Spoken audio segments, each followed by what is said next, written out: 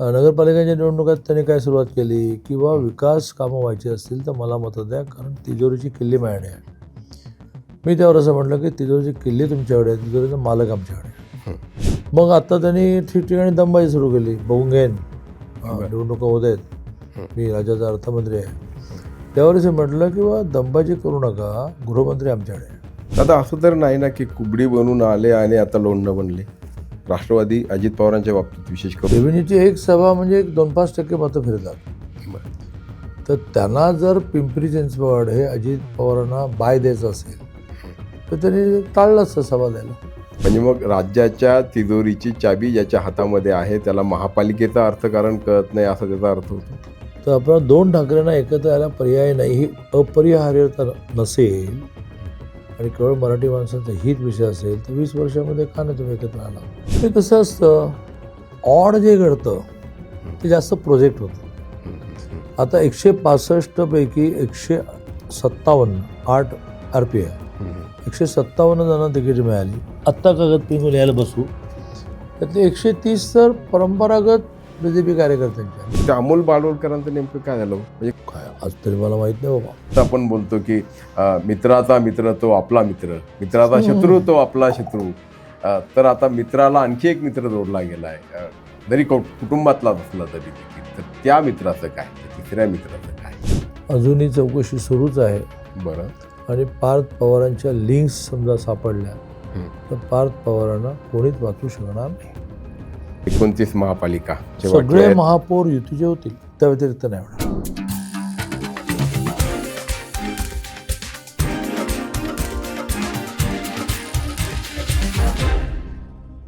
नमस्कार, द पॉलिटिक्समध्ये आपलं स्वागत. मंडळी, सध्या महापालिका निवडणुकीचा प्रचार शिगेला पोचला आहे. रोज आरोप प्रत्यारोपांच्या फैरी धाडल्या जात आहेत आणि एकूणच वातावरण हे तापलेलं आहे. हे वातावरण नेमकं कसं आहे, त्याशिवाय या निवडणुकीच्या केंद्रस्थानी असलेल्या भारतीय जनता पक्षामध्ये काय सुरू आहे याविषयी आज आपण बोलणार आहोत. मी अरुण मेहत्रे आणि माझ्यासोबत आहेत चंद्रकांत दादा पाटील. दादा, आपलं आमच्या स्टुडिओमध्ये स्वागत. दादा भारतीय जनता पक्षाचे ज्येष्ठ नेते आहेत, माजी प्रदेशाध्यक्ष आहेत आणि आत्ता राज्य सरकारमध्ये उच्च आणि तंत्रशिक्षण मंत्री आहेत. आणि या निवडणुकीमध्ये म्हणजे अर्थात नेहमीच कुठलीही निवडणूक असू द्यात, दादा ज्या पद्धतीनं काम करतात ते आपण पाहतो आणि त्याचे परिणाम आपल्याला देखील पाहायला मिळतात. आज दादांना घेऊन आपण याच महापालिका निवडणुकीवरती चर्चा करणार आहोत. दादा, जसं मी आत्ता म्हटलं की वातावरण तापलं आहे. सुरुवातीला असं वाटत होतं की काहीशी निवडणूक ही एकतर्फी आहे, अर्थातच भारतीय जनता पक्षाच्या बाजूने. आता मात्र तिची रंगत वाढली आहे आणि त्याबरोबरीने तिची चुरस देखील वाढली आहे असं बोललं जातं आहे. विशेष करून मुंबईमध्ये, पुणे पिंपरी चिंचवडमध्ये, नाशिकमध्ये, या मोठ्या महानगरांमध्ये. आणि त्याची 2 कारणं आहेत.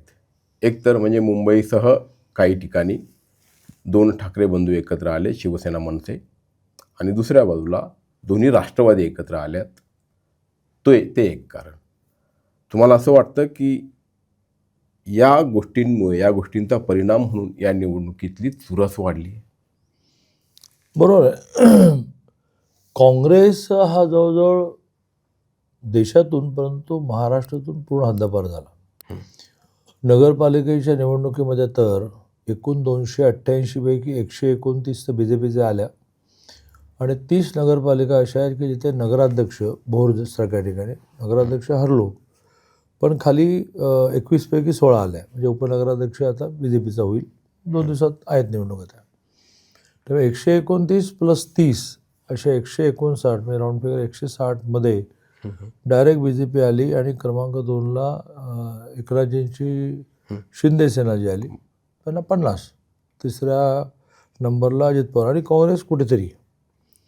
सेम विधानसभेमध्ये झाला. तर आमच्या कोल्हापूर जिल्ह्यामध्ये विधानसभेचा एकही आमदार काँग्रेसचा आला नाही. पुणे शहरामध्ये एकही आमदार काँग्रेसचा आला नाही. त्यामुळे जर 3 घटक पक्ष हे एकत्र लढले असते, जसं आम्ही कोल्हापूरला लढतो, तर निवडणुकीचा काही मुद्दाच नव्हता. पण राजकारणामध्ये असं होत नाही. जसं सांगलीला सुधीरदादा गाडगे आमदार झाले, त्यांनी ज्यांना पाडलं ते पृथ्वीराज पाटील 72,000 मतवाले सुद्धा बी जे पीत आले. आणि ज्या अपक्ष लढल्या पृथ्वीराज पाटलांना तिकीट मिळाल्यामुळे त्या वसंतदादांची सून जयश्री वैदी पण बी जे पीत आल्या.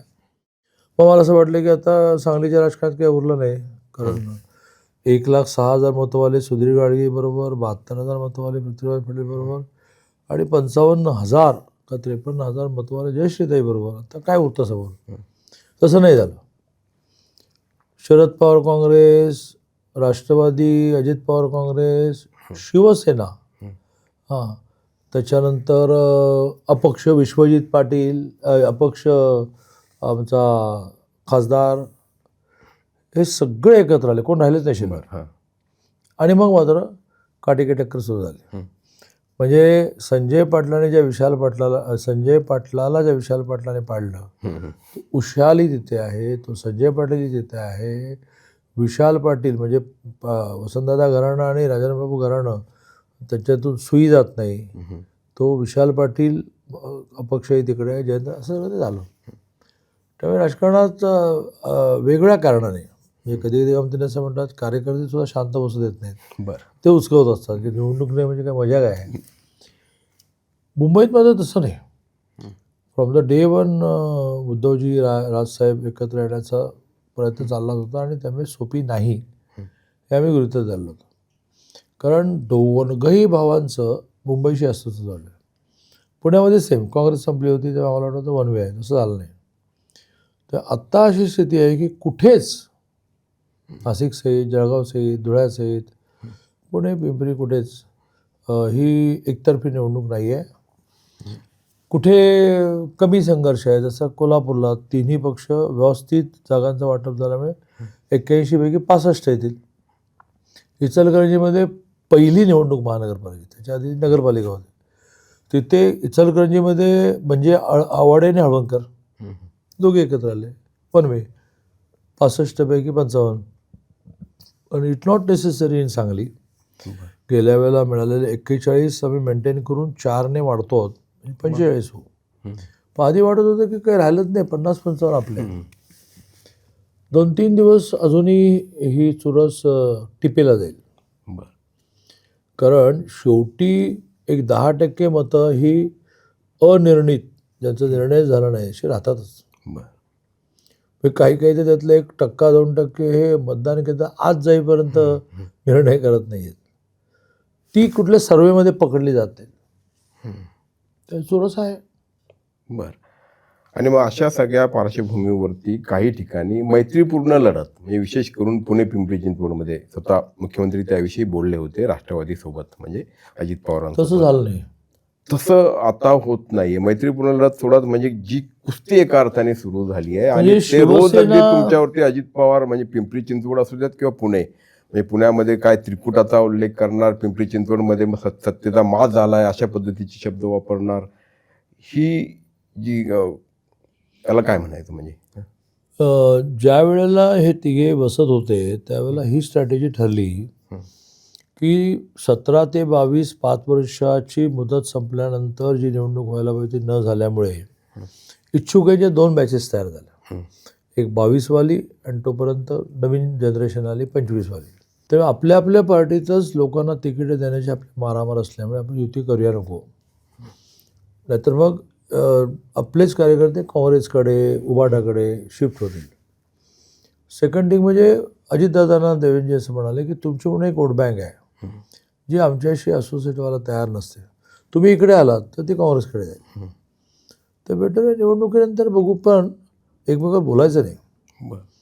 हे एकनाथजीने आजपर्यंत पाळलं आणि माझं मत आहे की ते शेवटच्या दिवसापर्यंत पाळतील. अजितदादाने ते काही दिवस पाळलं आणि काय माहिती अचानक सुरू केलं. मग शरद पवार काँग्रेस आणि अजित पवार काँग्रेस एकत्र आल्यानंतरची डेव्हलपमेंट आहे का, की आता आपली ताकद वाढली, आता आपल्याला थोडी टक्कर द्यायची आहे, आपल्या टर्म्ससुद्धा असं झालं का, असं ऑब्झर्वेशन आणि ॲनालिसिस केलं पाहिजे. पण गेल्या 8 दिवसात मात्र हे फारच झालं. कारण अजित पवार हे त्यांच्या पिचवरती तुम्हाला खेळायला भाग पाडतायत असं साधारणपणे आता चित्र, म्हणजे त्यांनी बोलायचं आणि मग त्याच्यावरती तुम्ही त्याचं खंडन करायचं किंवा त्याच्यावरती उत्तर द्यायचं.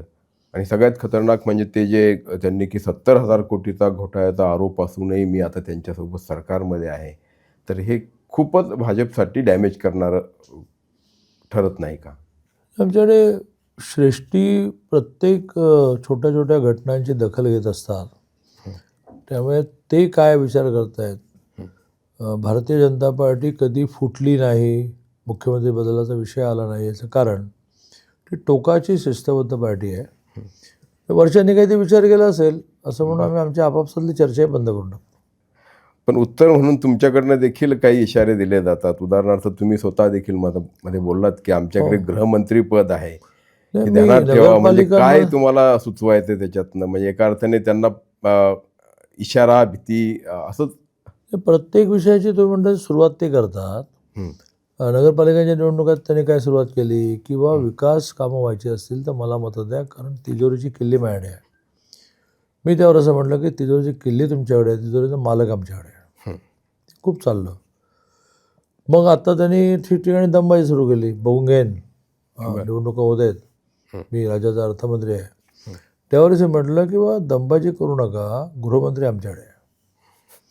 त्याच्यामध्ये प्रोॲक्टिव्हली मी त्यांना काही म्हणतो असं नाही, तर ते एका अर्थाने आम्हाला असं बोलायला बाध्य करतात, उद्युक्त करतायत. बाध्य करतायत.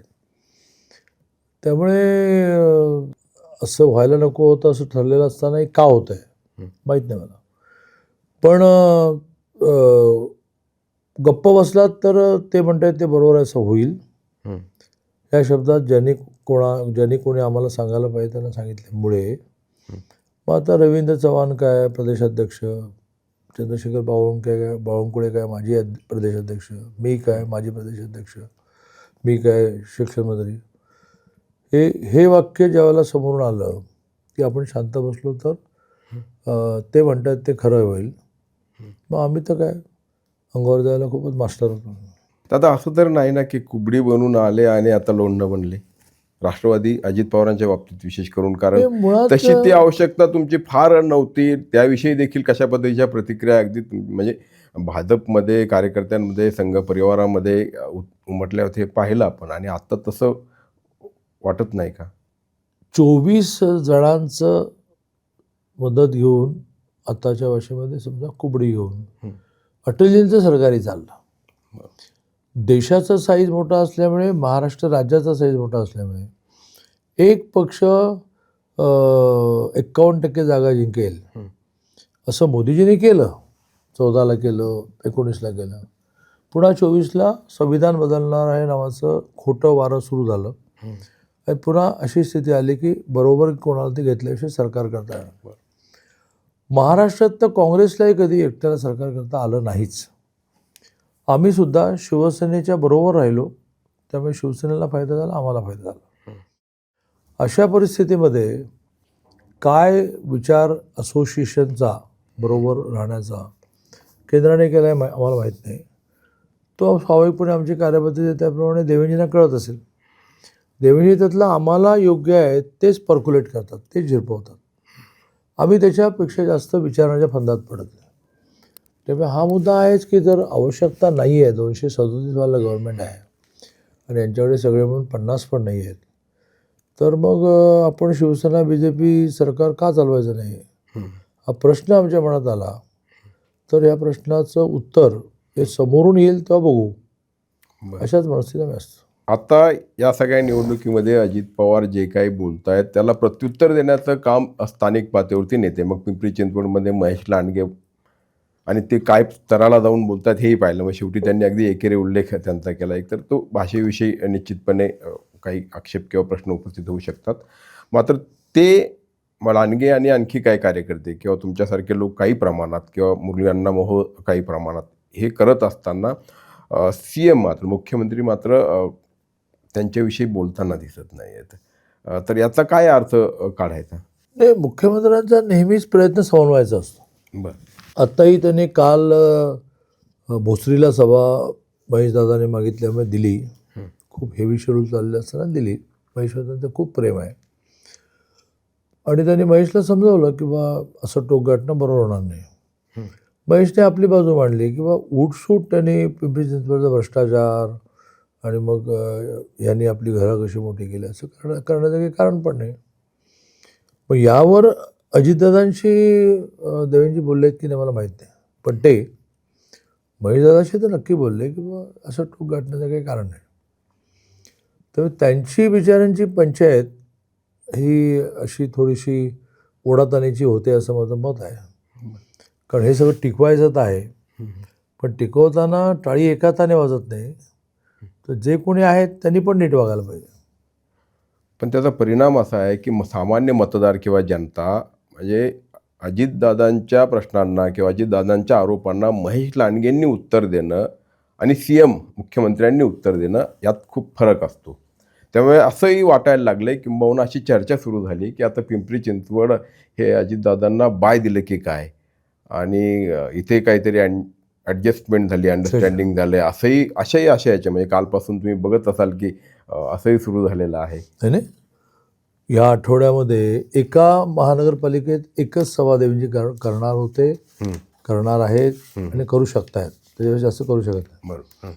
पण काल भोसरीत सभा झाली. 13 तारखेला त्यांनी पुन्हा शंकरभाऊंच्या आग्रहामुळे एक सभा दिली. देवेंद्रजीची एक सभा म्हणजे 2-5% मतं फिरतात. बरं. तर त्यांना जर पिंपरी चिंचवड हे अजित पवारांना बाय द्यायचं असेल तर त्यांनी टाळलं असतं सभा द्यायला. बरं. असं बिलकुल नाही. मतदाराच्या मनामध्ये काही संभ्रम राहण्याचं कारण नाही असं तुम्हाला कोणाच्या मतदार सामान्य मतदारांच्या मनामध्ये कोणताही संभ्रम राहण्याचं कारण नाही. हम्म.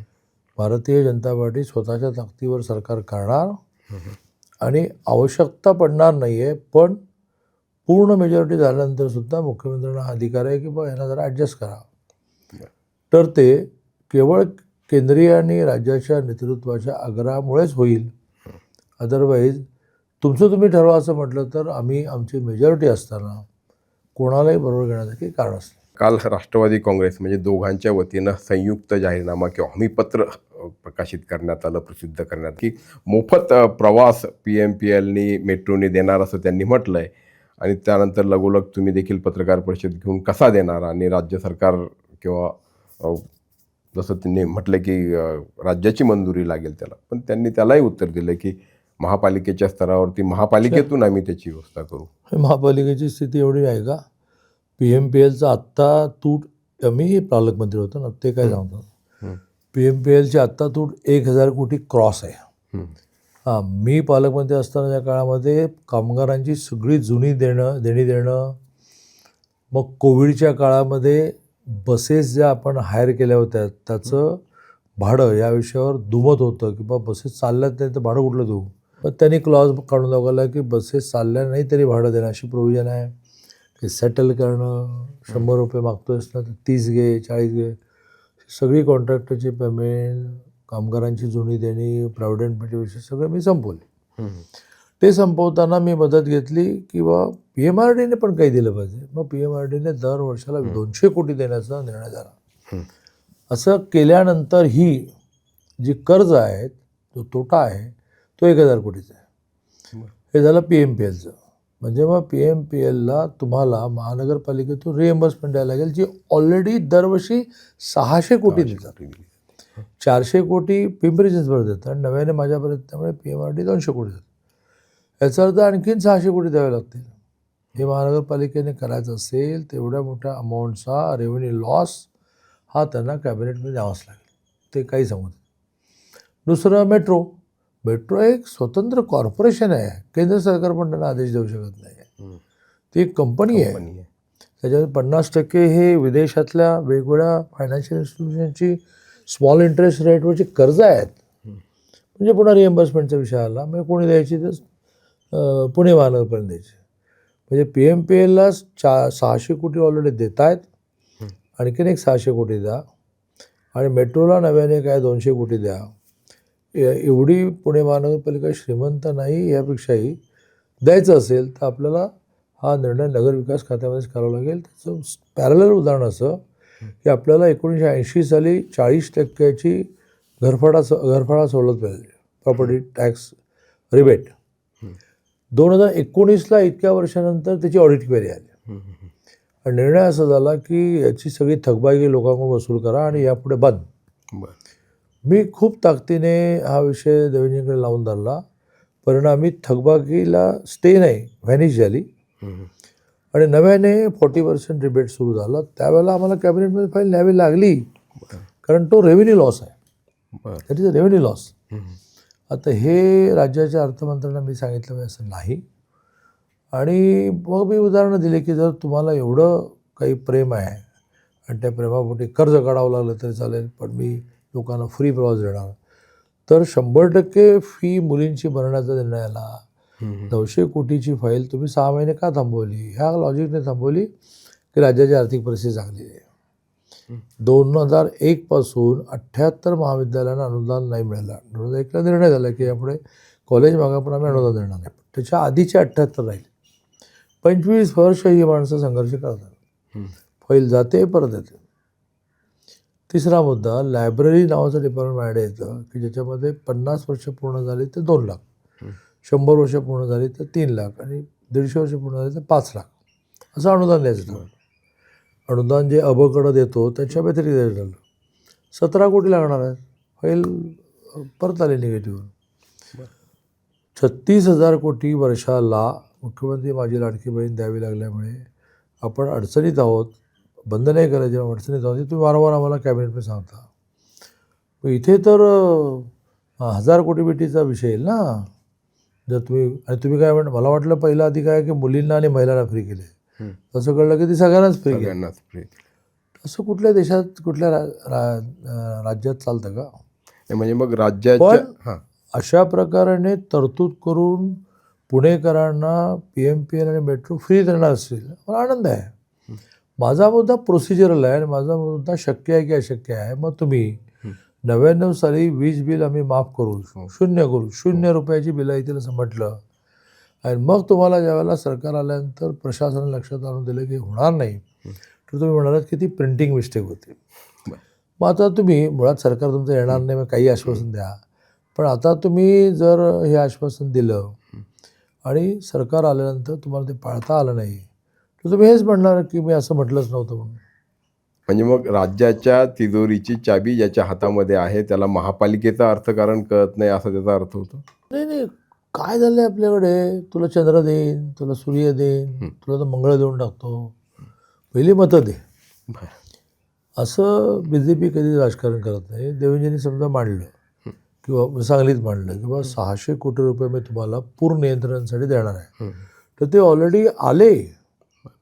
आणि मग घोषणा देवेंद्रजींनी केली की बा मी तुम्हाला पुराचा जो ओव्हरफ्लो आहे, म्हणजे नदीचा आणि धरणाचा ओव्हरफ्लो आहे, तो वाहून जाण्याची तुमची गटर सिस्टीम पॉवरफुल नाही आहे, पाईप्स लहान आहेत वगैरे, त्यामुळे ते वरती येतं, मग त्याला पूर म्हणतात.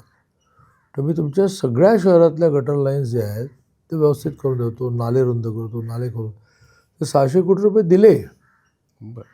तर अशी एखादी गोष्ट आपण मांडली की बाबा तुमच्या शहराचा पूर कायमचा संपवणार, कारण वर्ल्ड बँकेने दिल्या पैशातून ओव्हरफ्लो मी पाईपलाईनने मराठवाड्यात नेणार आहे, ही देवेंद्रजींची विजन आहे. तर ती व्यवहारात दिल्याचं कारण वर्ल्ड बँकेवर मिटिंग होऊन वर्ल्ड बँकेने प्रोजेक्ट रिपोर्ट मान्य केला.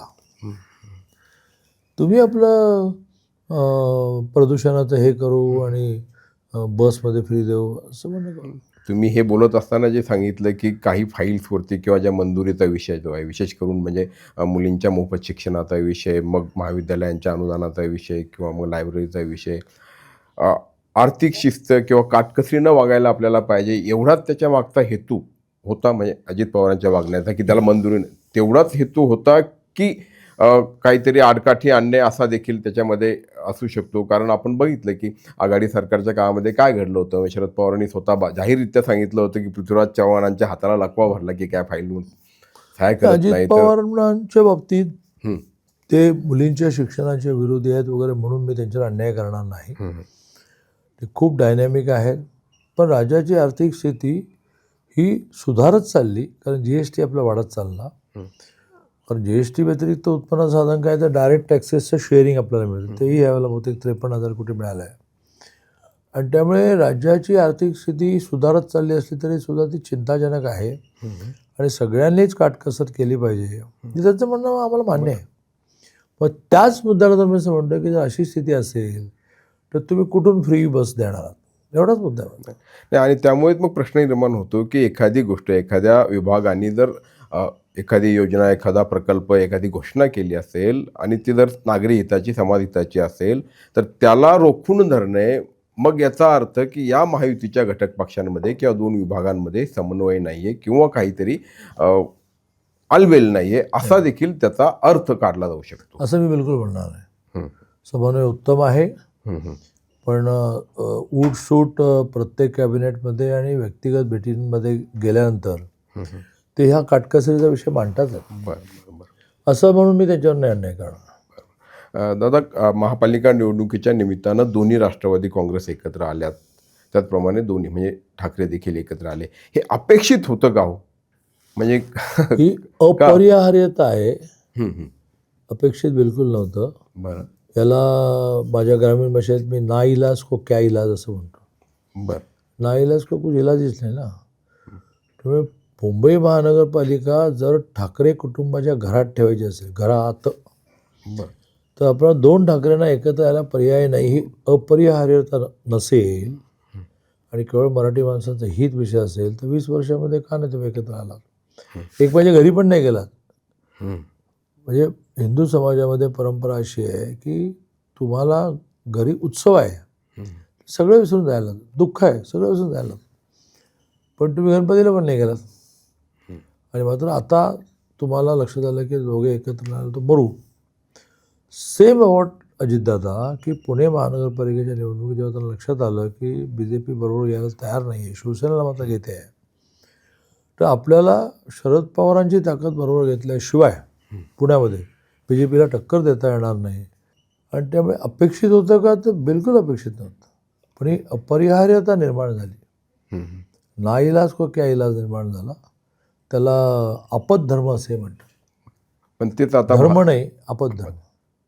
पण तेच आता भाजपसाठी जड जात आहे काही प्रमाणात, त्यांनी एकत्र येणं. जसं आता, कारण शेवटी मुद्दे त्यांनी जे बनवलेत, म्हणजे ठीक आहे, पुणे पिंपरी चिंचवडमध्ये काय विकास, भ्रष्टाचार या सगळ्या गोष्टी आहेत. मुंबईमध्ये जे चाललंय की मराठीच्या अस्तित्वाची लढाई आहे आणि निश्चितपणे मराठी म्हणून तिथे काही मतदार आहे आणि तो ठाकरे ब्रँड, ठाकरेंकडे ठाकरे ब्रँड म्हणून बघतो. 45 उद्धवजी आणि 20 राजसाहेब लढतात 53 जागा. बरं 53च लढतात. म्हणजे किती ॲडजस्टमेंट, किती बरं काय म्हणतात त्याला, पडतं गेलं. बरं तर 53च लढत आहेत. बरं म्हणजे 225 पैकी 65च्या वरती, 227 पैकी 65च्या वरती ते जाणार नाहीत असं तुम्हाला वाटतंय? 65च्या वर दोघे मिळून जाणार नाही. दोघे मिळून जाणार नाहीत? ते शक्यच नाही. बरं. हा मुंबईबाबत ओव्हर कॉन्फिडन्स नाही वाटत का भाजपला? नाही, आमच्याकडे काय झालं आहे, हे सगळे निवडणुकीच्या वेळेला जागे होतात. बरं 5 वर्ष तोच उद्योग चाललेला असतो. बूथ प्रमुख तय करो, बूथ प्रमुखांची संमेलनं, बूथ प्रमुखांचं प्रशिक्षण, 5 बूथचं शक्ती केंद्र, 100 बूथचं मंडळाची 60ची कार्यकारिणी, कार्यकारिणीत एक सरचिटणीस महिला असली पाहिजे, कार्यकारिणीत एक सरचिटणीस हा OBC असला पाहिजे. हे 20 वर्षात काँग्रेसवाले निवडणुकाच घेत नाहीत संघटनात्मक. आमच्याकडे दर 3 वर्षांनी संघटनात्मक निवडणूक, दर 6 वर्षांनी नवीन मेंबरशिप. त्यामुळे ओव्हर कॉन्फिडन्सचा काही विषय नाही. वस्तुस्थिती अशी आहे की आम्ही सदा तयारच असतो. आता झडपी इलेक्शन कधी लागतं, चलो तयार. 24/7 तुमच्या डोक्यामध्ये इलेक्शन. हा, इलेक्शन असं म्हणतात नाही, पण संघटनात्मक रचना मजबूत करणे.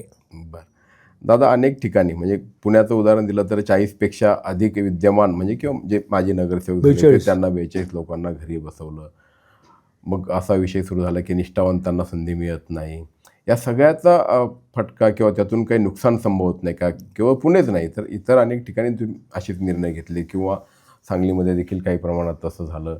त्यामुळे मग भाजपचा पराभव कोण करेल तर भाजपच करेल असं जे बोललं जातं, तर त्यावरती काय पाहिजे? माझ्याकडे ज्या 5 महानगरपालिका आहेत त्यातल्या सगळ्या ठिकाणचा असंतोष, नाराजी संपवण्यात आम्ही यशस्वी झालो. जसं पुणे, 42 सिटिंग नगरसेवकांना तिकीट आम्ही नाकारलं आणि 165 जागा याच्या अगेन्स्ट 2300 जणांनी इच्छा व्यक्त करणारे फॉर्म भरले होते.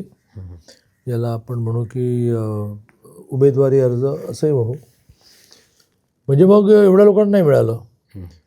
आम्ही त्यातल्या नाकारलेल्या अनेकांना समजावून 41 प्रमुखांची एक टीम गेली आणि तो जो कोणी तिकीट न मिळालेला आहे तो एका प्रभागाचा प्रमुख झाला आहे. बरं.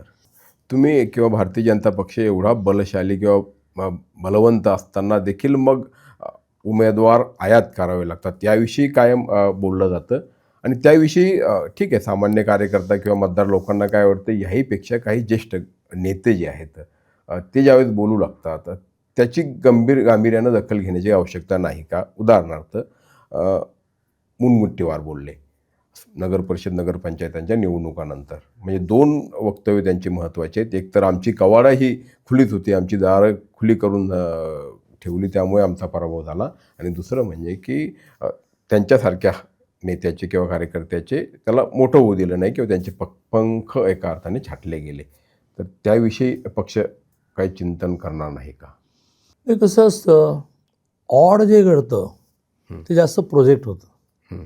आता 165 पैकी 157 8 RP आहे, 157 जणांना तिकीट मिळाली. आत्ता कागद पिंगून यायला बसू, त्यातले 130 तर परंपरागत BJP कार्यकर्त्यांचे. आमच्या कोथरूडमध्ये ते एक पृथ्वीराज स्वतः सोडला, हो, पुनीत जोशी, मिताली चवळेकर, सुनील पांडे, संदीप खडेकरची बायको मंजुश्री खडेकर, अजय मारणे, अशीच नावं आहेत. 157 पैकी 130 नावं अशी असतील. मग 27 नावं ही बऱ्याच वेळा अशी असतात की ज्यांना घेतलं तर मग यश 100% पक्कं होतं. आणि मग मी वारंवार असं म्हणेन की 89ला VP सिंग पंतप्रधान झाल्यापासून 2014ला मोदीजी पंतप्रधान होईपर्यंत कुठल्याच पक्षाला आपल्या ताकदीवर सरकार बनवता नाही आला. VP सिंगांच्या वेळेलाही आमचे 117 जण त्यांच्या मागे उभे होते. नरसिंहरावांच्या वेळेला सुद्धा त्यांना 20 जण कमी पडत होते, त्यामुळे त्यांना खासदारांना विकत घ्यावं लागलं. तो मोठा स्कॅम झाला. मग 95ला महाराष्ट्रात युतीचं सरकार आलं, 124च 45 अपक्षांना मिळवलं लागलं. तर सरकार फॉर्मेशनला एक छोटी फिगर कमी पडते. याचं कारण देश मोठा आहे, महाराष्ट्र राज्य मोठं आहे. बरं. तिथे तुम्ही वन वे जाऊ शकत नाही. अशा वेळेला तुम्हाला काही नवीन माणसं बरोबर नाही घेतली तर आम्ही यशापर्यंत गेलो पण आमचा महापौर नाही झाला, असं होतं. त्यामुळे असा थोडाफार बाहेरून ताकदवाली मंडळी येऊन, आता समजा प्रभाग 32 आहे, ज्या प्रभाग 32मध्ये समजा आम्ही सायलीताई वांजळ्याला घेतला आहे, मग आमच्या भीमराव अण्णांच्या विरुद्ध लढलेले त्यांना घेतला आहे, सचिन दोडकेला घेतला आहे, मग बराटेनं घेतला आहे. तर तिथे आमचा एकही नगरसेवक नव्हता. आता त्या 4मध्ये एक खूप चांगला कार्यकर्ता, त्याची सून घेतली, 3 बाहेरचे घेतले, आता 4 लागतील. 4ने आमची टोटल वाढेल. बरं, मूळ 165 पैकी 130 कार्यकर्ते असल्यामुळे उद्या महापौर असं बाहेरून आलेला कोणी होणार नाही.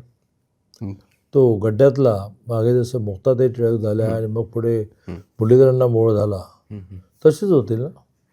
तर ते ह्या नवीन लोकांना आम्हाला आमची कार्यपद्धती जी आहे त्या कार्यपद्धतीप्रमाणे हे जे नवीन आलेले आहेत ते सगळे खेचूनच नेतील. आता तुम्ही म्हटलात की महापौर शेवटी आमचाच होणार, म्हणजे ठीक, आमचा म्हटल्यापेक्षा की जे नौका नाही होणार तर बाहेरचा नाही होणार. इतर ठिकाणच्या महापौर पदाची जेवढी चर्चा होत नाही तेवढी चर्चा मुंबईच्या महापौर पदाची होते.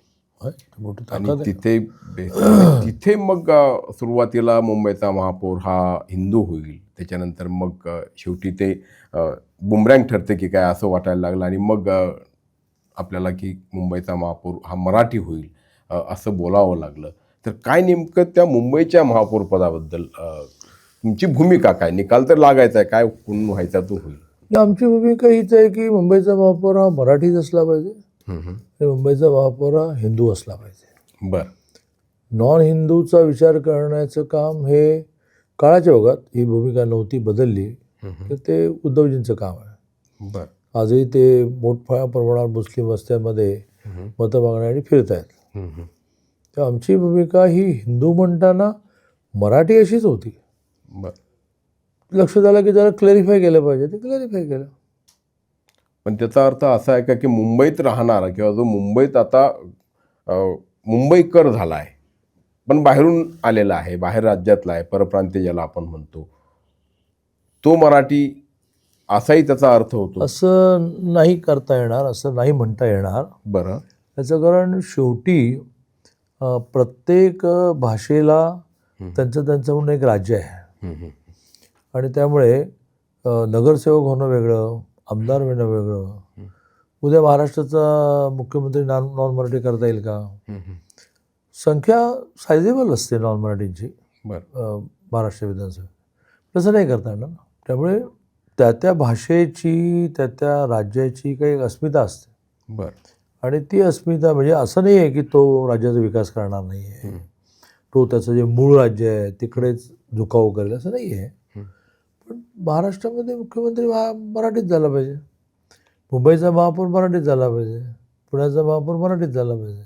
मग असं असेल तर मीरा भाईंदरमध्ये कृपाशंकर सिंग म्हणतात की मराठी तिथला महापौर जो आहे तो हिंदी भाषिक होईल.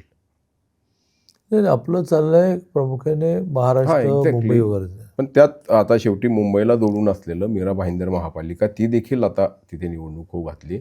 मग तिथे अशा पद्धतीची जर भूमिका घेतली जात असेल ती तुमच्याच पक्षाच्या नेत्याकडून, तर मला कृपाशंकर सिंग काय म्हणाले माहीत नाही. पण प्रामुख्याने जी राज्य चालवणारी सेंटर्स आहेत ते उदाहरण आम्ही आमच्या पक्षापुरतं म्हणतो. आता मगाशी मी म्हटलं की किती आम्ही बाहेर लोक आणले तर राज्याचे अध्यक्ष आम्ही बाहेरचा करू का? नाही करणार. तो परंपरागत BJPमध्ये वर्षानुवर्ष काम केल्या कार्यकर्ता राज्याचा अध्यक्ष होणार. महाराष्ट्राचा मुख्यमंत्री आम्ही बाहेरून आलेला करणार का? आम्ही नाही करणार. त्या लॉजिकने महाराष्ट्र चालवणारी जी सेंटर्स आहेत, मुंबई, पुणे, इथे नॉन मराठी महापौर होण्याचं काही कारण नाही. ते कर्तृत्वान आहेत, इथले झालेले आहेत, त्यांना त्या महानगरपालिकेत बाकी खूप कामं आहेत. तुम्हाला उदाहरण देतो. विठ्ठल रुक्मिणी मंदिराचा अध्यक्ष आपण केला अथरू बसलेला, वारकरी खवळले, याचा काय संबंध वारीचा? आणि याला रोजचे कुळाचार म्हणतो त्याला, पण कुळाचार कसं काय काढणार? मग मी आणि देवेंजीने अशी युक्ती काढली की आम्ही एक कार्याध्यक्ष नावाची नवीन पोस्ट क्रिएट केली. आणि मग गहिनीनाथ महाराज, औसेकर महाराज हे कार्याध्यक्ष झाले. आणि अतुल हा ॲडमिनिस्ट्रेशनसाठी नेला होता आम्ही, की ज्याच्या खूप संस्था आहेत, तर या मंदिराला तो एक चांगला शेप देईल, तो त्यांनी दिलाही.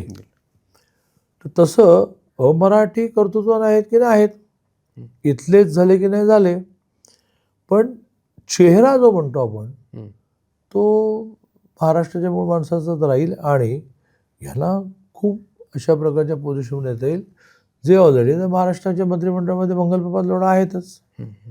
पूर्वी राजपुरोहित होतेच, विद्याताई ठाकूर होतेच, पण ते मुख्यमंत्री होतील का?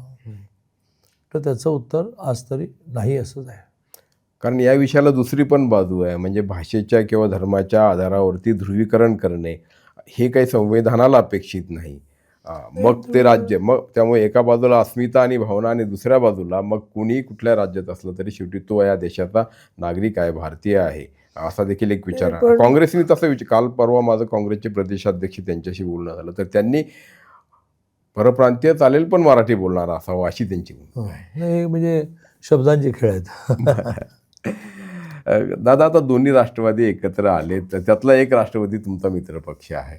आता मित्राचा मित्र सहयोगी पक्ष आहे, सत्तेत भागीदार आहे. त्यामुळे जसं आपण बोलतो की मित्राचा मित्र तो आपला मित्र, मित्राचा शत्रू तो आपला शत्रू, तर आता मित्राला आणखी एक मित्र जोडला गेला आहे, जरी कुटुंबातलाच असला तरी देखील. तर त्या मित्राचं काय, त्या तिसऱ्या मित्राचं काय आज तरी मला माहित नाही बाबा. बरं, 1% 2% तुम्हालाच माहिती असेल, तुमचे सोर्सेस जास्त आहेत. म्हणजे मला हा प्रश्नच आहे की दोन्ही राष्ट्रवादी एकत्र आल्यानंतर त्याचं नाव काय राहणार आहे? चिन्ह एका दिवस ते तुतारी सोडतील का, सोडणार की नाही? सोडतील आणि मूळ घड्याळ आपल्याला मिळाला याचा आनंद व्यक्त करतील. पण आज राष्ट्रवादी अजित पवार, राष्ट्रवादी शरद पवार, आता पार्टीचं नाव काय? पण हे सगळे जर तरचेच विषय आहेत. मला अजूनही काही असं वाटत नाही की हे नेहमीसाठी एकत्र आले आहेत. हे पुण्यामध्ये सत्ता BJPकडे जाईल म्हणून एकत्र आले आहेत. तसेच ते लॉंग टर्म राहिले तर त्यांनी ठरवायचं आहे की त्यांच्या पक्षाचं नाव काय, त्यांनी ठरवायचं त्यांच्या पक्षाची चिन्ह काय, श्रेष्ठीने ठरवायचं आहे की त्यांचं काय करायचं. कारण कारण उद्याच्याला हा प्रश्न म्हणजे आणि असंही बोललं जाते की बाबा आता शेवटी जसं तुम्ही म्हटलं की त्यांच्या अस्तित्वाचा प्रश्न आहे, दोन्ही पक्षांनी एकत्र आलं किंवा दोघांनी एकत्र आलं तरच ते पुढे काहीतरी राजकारण चालवू शकतील. आणि शरद पवारांच्या पक्षातून देखील कसा दबाव होता हे आपण वेळोवेळी पाहिलं किंवा ते देखील बोललं गेलं की त्यांचेच लोक की नाही आपण आता सत्तेत सहभागी झालं पाहिजे.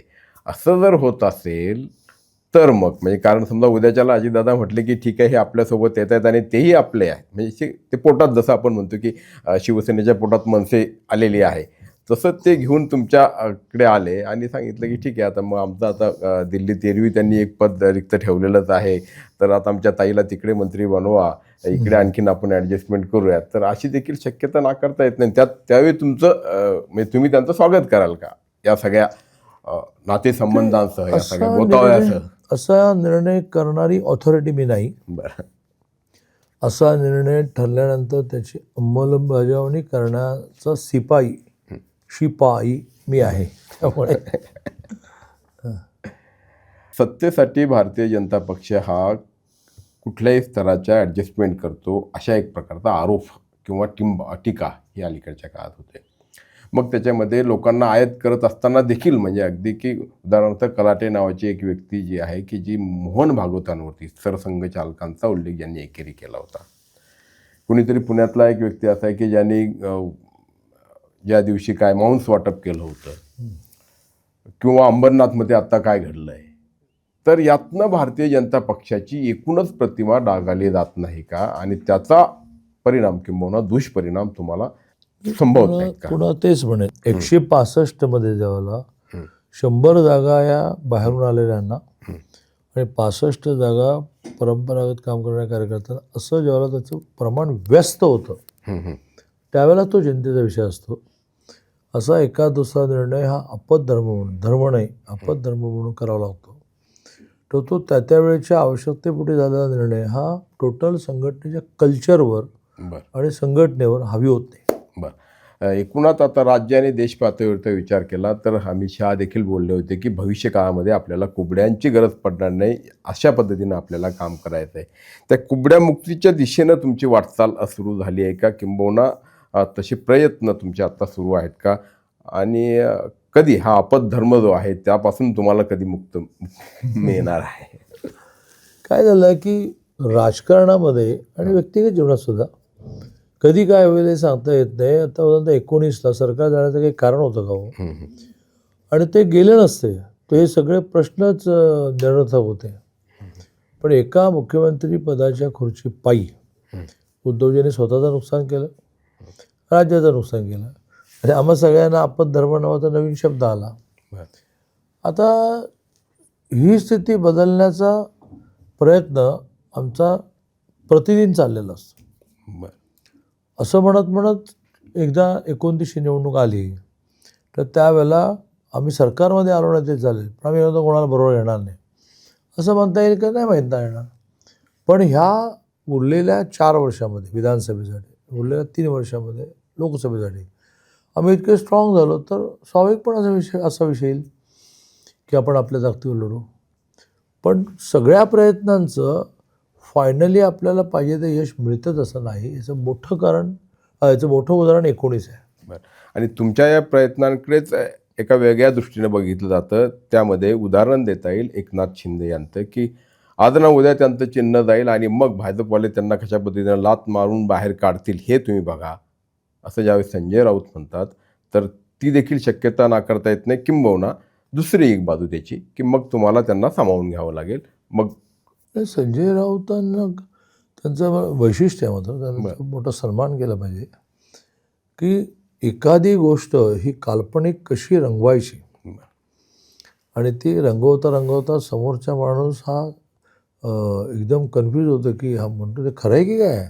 ते त्यांचं स्किल मानलंच पाहिजे. आणि तब्येत बरी नव्हती त्यातून ती बरी होऊन ती पुन्हा एकदा तेवढ्याच जोमाने आणि उत्साहाने बाहेर पडले. ते अभिनंदनीयच आहे. त्यांच्यात किलिंग स्पिरिट त्यांनी ठेवलंय दादाला ते स्पिरिट मान्य.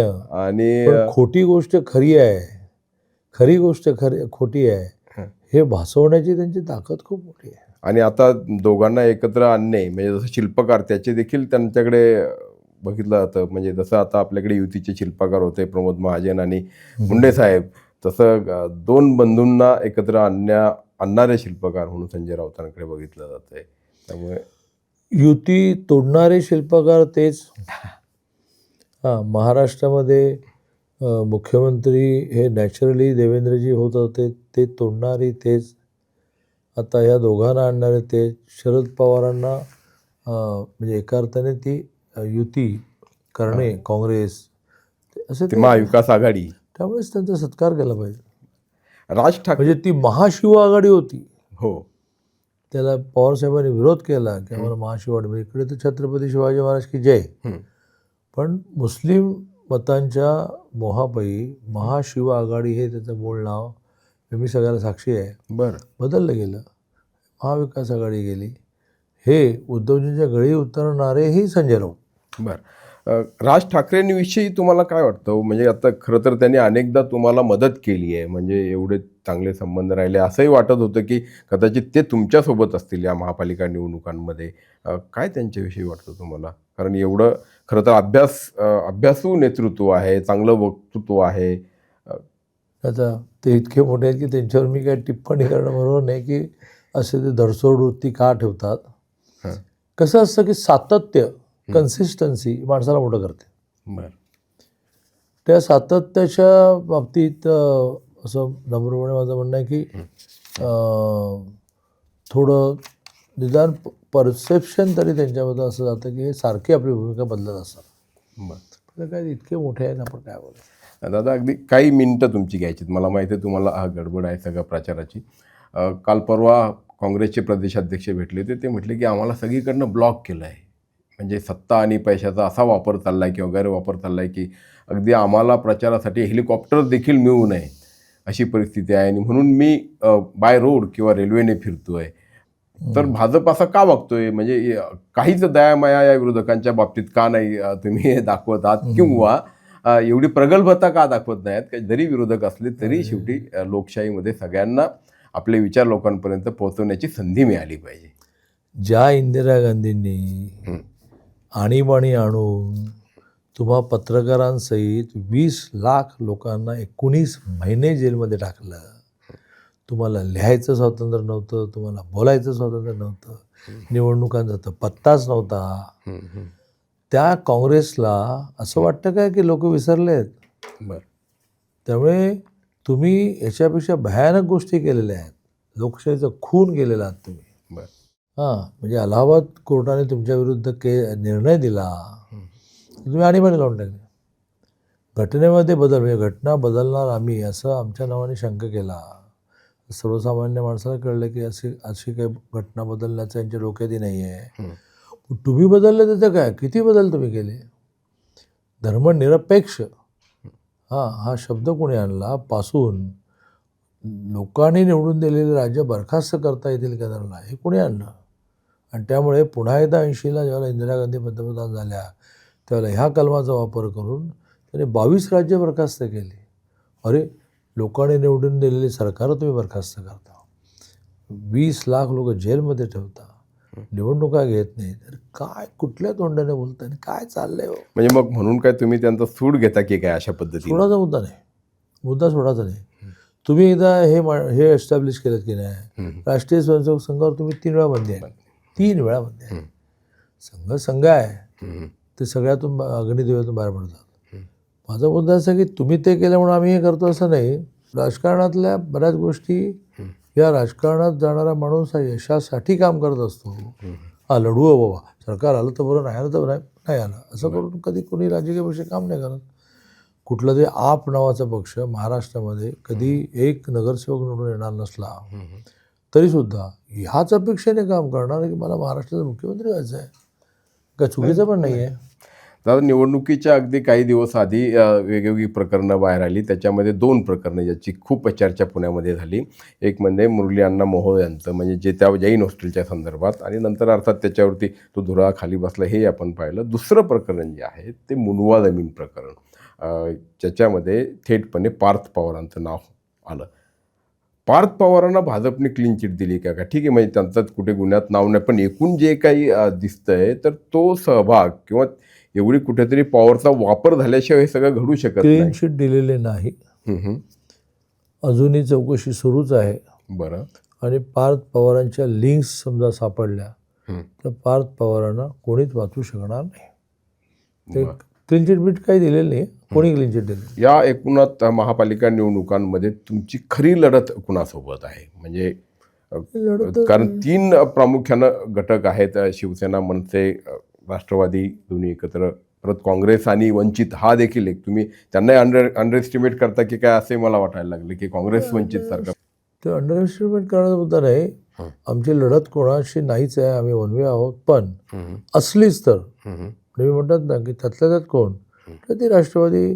आता अजित पवार असं म्हणता येत नाही, आता जरा म्हणताना पण राष्ट्रवादी, अजित पवार, शरद पवार मिळून आहे असं म्हणतात. बरं बरं. एकूणच राजकारणाचं चारित्र्य आज खालावलेलं आहे बघा. म्हणजे सामदाम दंडभेद हे तर आहे, ते म्हणजे गुंड आणि यांना तर याचा विषयच मी काढत नाही, म्हणजे कारण त्याची उत्तरं काय हे आपल्याला माहीत आहे. विषय असा आहे की काय पद्धतीनं तुम्ही एकमेकांवरती आरोप करतायत, कोण कुणाला जाऊन भेटेल, कोण कुणासोबत हातमिळवणी करेल, ज्याला आपण कधी म्हणजे अतिशय म्हणजे वाईट शब्दांमध्ये बोलाय तर बाहेर घ्यालीपणा जो आहे तो राजकारणामध्ये दिसायला लागला आहे. पैशांचा अमाप वापर, मतं विकली जातात, विकत घेतली जातात, अशा पद्धतीनं सुरू आहे. तर या सगळ्याला कोण जबाबदार आहे हो? कारण शेवटी आणि ते कधीतरी सुधारण्याची आवश्यकता नाही का? कारण लोकांच्या मनातनं उतरत चाललंय. म्हणजे एकूणच लोकशाहीवरचा विश्वास. मी परवा कोल्हापूरमध्ये गेलो होतो आमच्या टीममधून. लोक इतके भयंकर बोललेत की कुणावरतीच विश्वास त्यांचा राहिलेला नाही आहे. मग तो भाजप असू द्यात, काँग्रेस असू द्यात, राष्ट्रवादी असू द्यात, आणखी कुणी असू द्यात. स्थिती अशी निर्माण झाली, ही फॅक्टच आहे. पण कोणी आधी सुरुवात केली, मग अस्तित्वाच्या लढाईसाठी कोणी ते कंटिन्यू केलं, असे सगळे संशोधनाचे विषय आहेत. बरं. बाहेरच्या वातावरणाचा पण काही परिणाम, कार्यकर्ते, नेते, ती जिवंत माणसंच आहेत, तो झाला आहे. एकूणच समाजामध्ये ज्यांना नमस्कार करावा असे पायच कमी होत चाललेले आहेत. कोणाला नमस्कार त्यालाच करू ना की ज्याचं नमस्कार करण्यासारखं व्यक्तिमत्व आहे. तर ती राजकारणातच नाही, समाजकारणामध्ये, शिक्षण क्षेत्रामध्ये. मी शिक्षण मंत्री आहे, मी पाहतो की यांच्या प्रायव्हेट लिमिटेड कंपन्या आहेत. मग ह्यांनी काय संस्कार द्यायचा विद्यार्थ्यांना की तुम्ही देशासाठी जगा बिगा. कुठल्याही अन्य क्षेत्रात घ्यायचं म्हटलं तर त्या क्षेत्रामध्ये त्यांनी स्वतःच्या प्रॉपर्ट्या इतक्या वाढवल्या. हे महाराष्ट्रात पहिले आहेत, देशात पहिले आहेत, जगात पहिले आहेत. पण ते पहिले होण्यामध्ये जर आनंद असेल तर तुमच्यातला एखादा वर जाताना 4 पैसे वर का नाही घेऊन जाऊ शकला? मग जिवंतपणे तुम्ही त्याचं डिस्ट्रीब्युशन हे अशा एखाद्या माणसाला आयुष्यात उभं करण्यासाठी का नाही खर्च केलं? समजा आमचे कारखानदार आहेत, साखर कारखानदार, मराठा आरक्षणावर भांडता. 100% तुमच्या कारखान्यामध्ये मराठा लोकांना नोकरी द्यायला तुम्हाला कोण अडवलं आहे काय? प्रायव्हेटमध्ये आरक्षण नाही, तिथे नाही तुम्ही केलं. तिथे मात्र तुम्ही पैसे घेऊन लोकांना नोकऱ्या लावणार आणि इथे सांगणार की मराठा आरक्षण द्या. असं तर सगळा टोटलच समाजामध्ये हा बोधा औद्योगिकरणामुळे झालेला फरक आहे की काय मला माहीत नाही. पण टोटलच समाजामध्ये अशा प्रकारच्या नीतिमत्तेच्या कल्पना बदलत चालल्यामुळे डायव्हर्सचं प्रमाण किती वाढलं. तुम्ही पक्षातून बाहेर पडणं म्हणजे घटस्फोटच ना. मग व्यक्तिगत जीवनातल्या घटस्फोटाचं प्रमाण 50% वर गेलं. लग्न झालं की 4थ्या दिवशी घटस्फोट. या सगळ्याचा इम्पॅक्ट हा इंडस्ट्रीवर आहे, कुटुंबावर आहे, पक्षावर आहे. संस्काराचा भाग मोठा आहे त्याच्यावर. दादा, अगदी शेवटचे 2 प्रश्न आहे आणि त्यातलं मला उत्सुकता की देवेंद्र फडणवीसांच्या बाबतीत, म्हणजे मुख्यमंत्री आहेत, त्यांना दिल्लीचे वेध लागलेत असं एक बोललं जातं, चर्चा होती. ते केवळ चर्चा आहे की नॅरेटिव्ह आहे की आणखीन खरोखर तसं? कारण तुमचा त्यांचाही खूप जवळचा, म्हणजे नेहमी तुमचं सख्य आहे आणि तुमचं केंद्रात देखील तेवढंच सख्य आहे. त्यामुळे काय नेमकं? आमच्याकडे आम्ही सगळेजण महाराष्ट्राच्या BJP राजकारणात तरी काही शब्द मी प्रस्थापित केले. त्यातला मी एक शब्द प्रस्थापित केला की आम्ही कोरी पाकिट आहोत. बरं. आम्ही कुठे जायचं, म्हणजे पाकिट ठरवत नाही कुठे जायचं. पाकिटावर पत्ता जो लिहिला जातो तिथे जायचं. मग पत्ता लिहिणार कोण? मालक लिहिल. म्हणजे समजा आमच्या राज्याचे अध्यक्ष येतील, आमच्या केंद्राचे अध्यक्ष येतील. देवेंद्रजी पण एक अतिशय चांगले स्वयंसेवक, अतिशय चांगले विद्यार्थी परिषदेचे कार्यकर्ता, अतिशय चांगले आदर्श नेते आहेत. त्याच्यावर एक मोठा इंटरव्ह्यू तरी होईल ना, तर मी त्याच्यावर भाषण करू शकेन. कारण मी त्याला ते 11वीत असल्यापासून ओळखतो. ते 11वीत असताना माझ्याकडे 3 राज्य होती. विदर्भ असल्यामुळे नागपूरला जायचो. यांचे वडील आमदार होते. खूपच त्याला म्हणतात की प्रेरणा देणारं व्यक्तिमत्व होतं गंगाधर पंत. गप्पा मारायला जायचो. असा तो परिचय असल्यामुळे मी त्यांच्यावर चांगलं तासाभराचं भाषण करू शकेन. त्यामुळे त्यांनी पण नेहमी ही स्वयंसेवक मानसिकता ठेवलेली आहे की मी एक कोरं पाकिट आहे. राष्ट्रीय अध्यक्षांनी पत्ता लिहावं, तिथे जाऊ. जर राष्ट्रीय अध्यक्षांना जसं वाटत असेल, मोदीजींना जसं वाटत असेल की अजून काही काळ हे सगळं सेट करण्यासाठी, तर महाराष्ट्राची केंद्रात सरकार येण्याच्या दृष्टीने सुद्धा मोठी संख्या आहे. नेक्स्ट टू UP आपल्याकडे खासदार आहेत 48. आणि जे गेल्या वेळी घडलं होतं तसं घडायला नको, त्याची पुनरावृत्ती व्हायला नको. 41-43 41-43च्या खाली 14ला नाही, 19ला नाही, 24ला ती संख्या 17वर गेली. आता इथे जरी संख्या आमची 41 झाली असती तरीसुद्धा केंद्रामध्ये नितीश कुमारांना घ्यावं लागलं असतं. म्हणजे घ्यावं लागलं असतं, मी शब्द बदलतो, योग्य शब्द लागतो की नितीश कुमारांची किंवा चंद्राबाबूंची किंवा चला आणखीन कोणातरी पासवानांची कोणावरही डिपेंड राहावं लागलं असतं. 303 असतानाही सगळे होतेच ना, बरोबर कसे राहिले असते. म्हणजे एकट्या महाराष्ट्रामध्ये ही संख्या 41-43 नाही झाली. देशाची गणितं बदलतात. आणि त्यामुळे सुद्धा केंद्रीय नेतृत्व काही विचार करत असेल की बाबा ह्याला वरती दिल्लीत येण्याची घाई करूया नको. पण माहीत नाही काय झालं. माझा सगळ्यात मोठा फायदा असा आहे की आपला जो विषय नाही त्यात मी डोकवूनच बघत नाही. मला हलवूनच सांगावं लागतं की दादा ते आपल्याला करायचं, मी करायचं आहे का, बरं तुम्ही तुमची खोली फक्त तुमच्यापुरती. ते एक उत्सुकता म्हणून ते अमोल बालोडकरांचं नेमकं काय झालं? म्हणजे कारण शेवटच्या 1.5 तासात दुसऱ्या पक्षात गेले आणि मग त्यांनी तुमच्या विरोधात इथे उमेदवारी मागितली म्हणून त्याची शिक्षा त्यांना आली आहे. ज्या क्लिपमध्ये तो निलेश धायवळच्या बरोबर बसलाय आणि काय काय करतोय, ती खूप आधीच गृहमंत्री या नात्याने देवेंद्रजींच्या हाताशी लागल्यामुळे देवेंद्रजी तरी एक चांगला कार्यकर्ता, चांगला नेता म्हणून मोहात होते आणि काही मार्ग काढण्याचा प्रयत्न करत होते. आणि त्यामुळे देवेंद्रजींनी शेवटपर्यंत त्याला वाचवण्याचा प्रयत्न केला. हे त्यांचं चांगलपण आहे.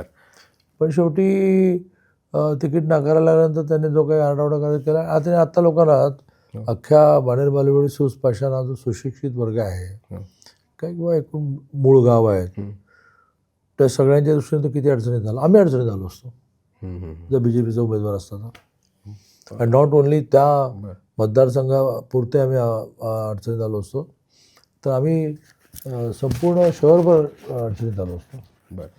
आता शेवटचा प्रश्न, 29 महापालिका अजून खरं तर म्हणजे सगळं 4 दिवस प्रचाराचे सगळे महापौर युतीचे होतील.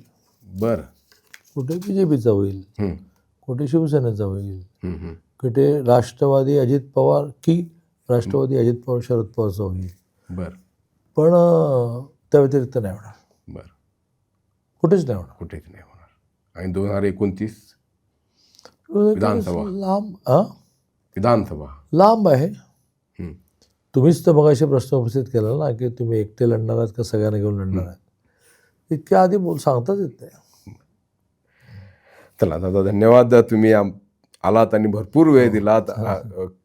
वेगवेगळ्या पद्धतीनं विचारलेल्या वेगवेगळ्या प्रश्नांना उत्तरं दिली, मनापासून उत्तरं दिली. आणि तुम्ही म्हणतात त्याप्रमाणे की 29च्या 29 ठिकाणी महापौर होणार, युतीचाच होणार. कुठल्याही शहराला हात लावा, लातूरला लावा, नागपूरला लावा, आणि कोल्हापूरला लावा, नगरला लावा, नाशिकला लावा, ठाण्याला लावा, कल्याण डोंबिवलीला लावा, उल्हासनगरला. काँग्रेस मुक्त तर नाही पण विरोधक मुक्त निश्चितपणे तुम्ही महाराष्ट्र करण्याचं ठाण मांडलेली तुमच्या सगळ्या प्रयत्नांना शुभेच्छा. आणि स्टुडिओमध्ये आलात त्याबद्दल मनपूर्वक आभार.